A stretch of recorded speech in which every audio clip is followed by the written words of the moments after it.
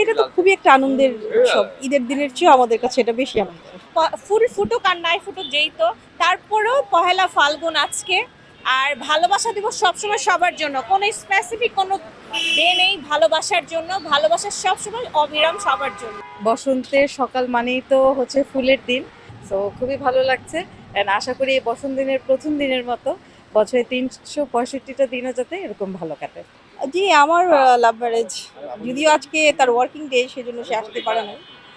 But বিকেল আমরা একসাথেই কাটাবো। যে ভালো সময় যদি কনজুগাল লাইফে যদি একটা বোঝাপড়া থাকে সবসময়ই ভালো।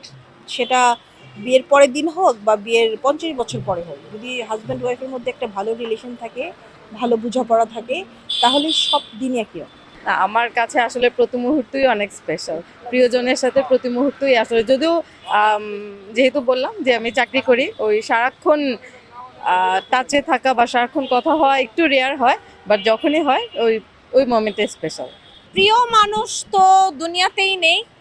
আর হচ্ছে প্রিয় মানুষের জন্য সব সময় অনেক ভালোবাসা, অনেক দোয়া। আহ, প্রিয় মানুষ কেমন হওয়া উচিত, কেমন ছিল, অনেক ভালো, অনেক ভালো, অনেক ভালো। তার কোনো তুলনা নেই, কোনোদিন হবেও না। তার মতো কেউ হবেও না।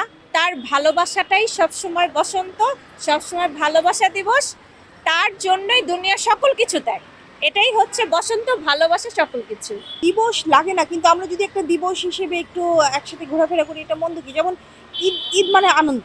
তো আমরা তো ঈদ ছাড়া আনন্দ করতে পারি, তাহলে ঈদের দিনটা কেন? এটা একটা কোশ্চেন না? তাহলে আল্লাহ আমাদের জন্য ঈদ রেখেছেন কেন? সেরকম একটা দিবস আমরা পালন করতেই পারি। ভালোবাসার সংজ্ঞা হচ্ছে যে সবসময় পরিপূর্ণ হবে এই দুনিয়াতে, তা নয়। ভালোবাসা মানুষকে পেয়ে গেলেই যে তার পূর্ণতা হলো তা নয়। তার জন্য অপেক্ষা করা, তাকে ভালোবাসা, এটাই হচ্ছে সবচেয়ে বড়। কারণ এই দুনিয়া থেকে আমরা দুনিয়াতে কিছু পাবো না, দুনিয়া থেকে চলে যেতে হবে। ওই দুনিয়াতে যেন তার সাথে দেখা হবে, এটাই সবচাইতে বড় আশা, ভালোবাসা।